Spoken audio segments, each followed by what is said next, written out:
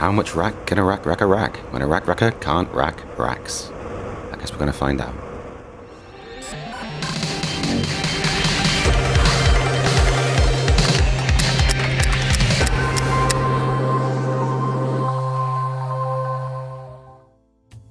So being locked down is no excuse.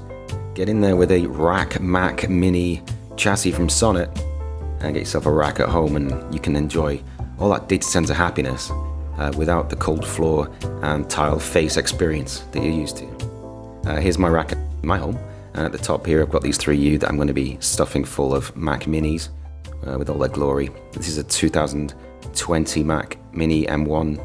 You've got the power in there and a power switch, 2 USB, I think 3.1s, and an HDMI. I mean, who cares about the version, right? You've got a socket, stick it in. Network guys don't care. Here's a MacMini 2019. Again, same thing, power in, power switch, 2 USBs, and an HDMI. These are going to go in this steel chassis from Sonnet. You can see the form factors are exactly the same. So the same height, width, depth, and all that goodness. So looking at the back of the chassis, you can see it's open. There's no real support there. Got these USB cables that go from front to back. We then point into these.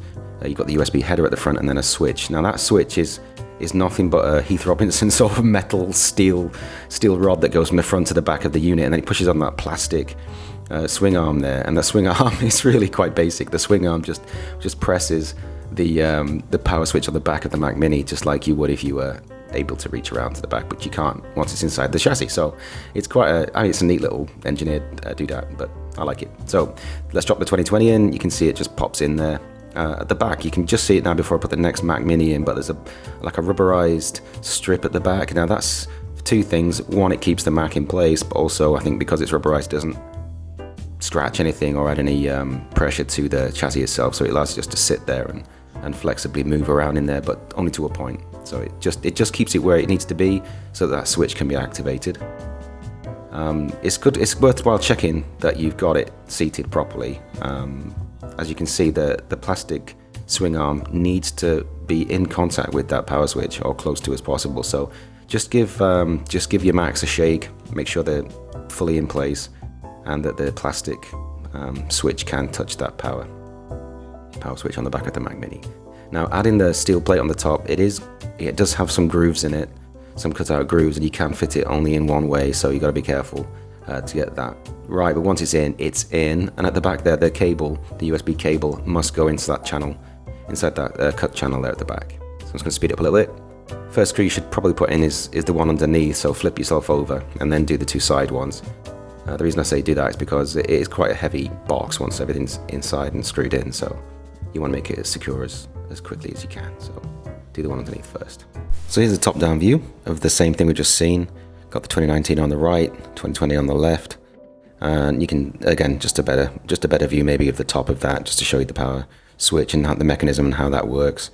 So just be careful that you make sure that plastic rocker is absolutely on the power switch before you seal it all up, otherwise you will have to do it again. And on that note, let's take a look at the rack itself. This is a half rack, an APC half rack, 24U high, top U being 24, bottom U being 1, and these follow the IEC 6297 standards. So this is a worldwide industry accepted standard for U height, 1.25 inches.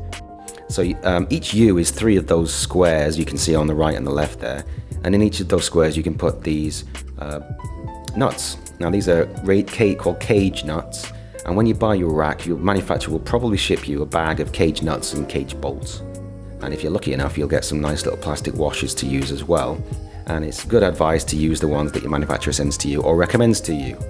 So with your rack, you may get a bag of tools inside, maybe a screwdriver, maybe some things like this. You'll get nuts and bolts, some washers, some cable ties, and possibly an aluminium tool like this one. And this is very useful for putting the nuts inside the rack itself. If you're using just your fingers, maybe you've got nimble fingers, but you'll certainly need strong fingers, and you'll be getting a lot of cuts if you don't use this tool. So having this tool is a real bonus. So here it is, and you can see it's got this twisted end, and you use the twisted end basically to push into the rack at the point where you want to take a nut out or put a nut in. You can push and pop it out. Normally, like if you're using an old rack, if you're on an old rack, then some of the paint can be taken away and you can get some quite sharp edges, so having this tool will certainly save your fingers. Now with your nut and bolt kit, you'll also get a plastic washer. You should use that not only to get a better purchase on the equipment that you're adding in, but also to protect the paintwork and the equipment you're going to screw in. Also, just quickly check to make sure that the nut and the bolt fit together. Sometimes some sneaky sod who's been in the rack before you will put an old wrongly sized bolt in there, and then you'll find that it'll just twist in the hole because there's no space for it to go in.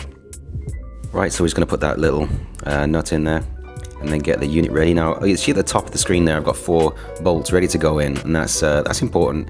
If you're in the data center, you've got something heavy in your hands, you don't want to be fumbling around looking for nuts and bolts.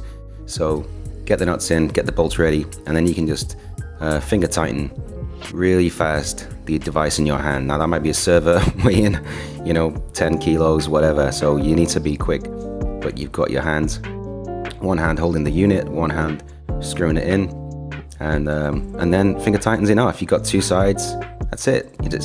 Most of the kit you can front mount. Some of those longer, deeper servers you do need to have back mount as well, but a half depth server, say 4U high, weighing 15 kg, even just two screws and she'll hold in there. So don't panic, don't rush. So finger tighten everything, and then when everything's in place, you just need to make sure that you lift it to get rid of that gap. So there's a gap between the 23U and the 22U there. You can't quite see it on the camera, but it's probably about 1 mil. You just need to lift it. You see, I just closed that gap there. You just need to lift it, because if you're going to put something in U21 and you've already tightened U22 and U23 and U24, and they've all got these little slips in there of 1 mil, 2 mil, it all adds up. So by the time you get to U21, you can't fit it in anymore because you've got like U21 minus 3 or 4 mil. So it's good to make sure that gap's gone. And there we go, mounted, racked, done. Hope you enjoyed that. See you next time.